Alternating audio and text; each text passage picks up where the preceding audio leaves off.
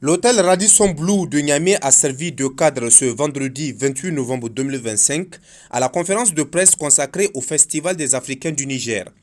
Une rencontre qui a permis au comité d'organisation de dévoiler les contours, les ambitions et les enjeux de cette édition 2025. Devant les journalistes, les organisateurs ont d'abord rappelé que ce festival se veut une plateforme dédiée à la diversité culturelle africaine, un espace où s'expriment les talents, les identités et les créations venant de tout le continent. Ils ont exprimé que cette édition mettra un accent particulier sur la mise en valeur des artistes émergents, la promotion du patrimoine africain et le renforcement des échanges entre communautés africaines vivant au Niger. Les responsables ont également évoqué plusieurs nouveautés annoncées pour cette année, une programmation plus étoffée, des activités immersives destinées au grand public, ainsi qu'une meilleure structuration des espaces d'exposition. Ils ont insisté sur la volonté de faire de ce festival non seulement un rendez-vous culturel, mais aussi un levier économique pour les créateurs, artisans et entrepreneurs africains. Au terme des prises de parole, le président du comité d'organisation a pris la parole pour préciser la vision stratégique du festival et détailler ses attentes pour cette nouvelle édition. Trouver autour des activités culturelles et sportives.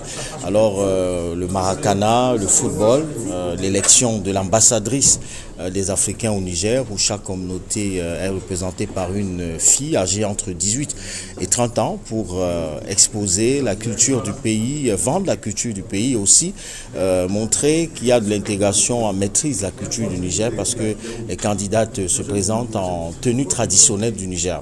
Alors nous avons aussi au festival des expositions, une foire de 2 jours où chaque pays peut vendre sa culture, présenter les plats, présenter les tenues traditionnelles, présenter les objets d'art, bref, tout ce qui est africain.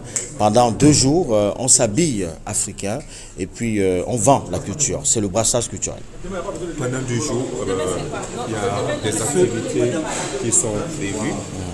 Parlez-nous un peu de ces activités. Pourquoi est-ce que ces activités... Allez-y en profondeur de ces activités. Voilà, on commence par le sport. Du 29 au 30, c'est le Maracana, voilà, le football. On sait que le football est un sport qui rassemble.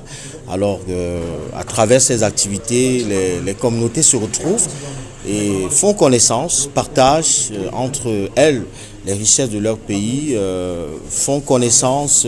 C'est également un réseautage qui permet à certains aussi de connaître leurs compatriotes parce que parfois au Niger, vous avez des personnes qui sont là depuis des années mais qui ne sont pas proches de leurs compatriotes parce que peut-être parfois il n'y a pas d'assemblée générale, les gens ne se retrouvent pas.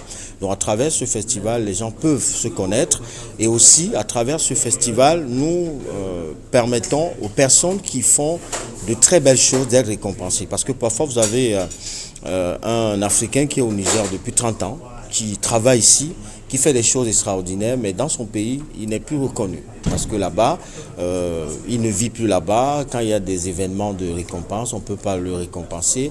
Il est plus au Niger où il vit. Donc à travers ce festival, on récompense aussi les Africains qui sont là au Niger depuis longtemps, qui font des choses extraordinaires, qui impactent positivement la culture et puis aussi tous les secteurs au Niger. Voilà, les organisateurs, c'est Waou Adjansi et puis le comité d'organisation.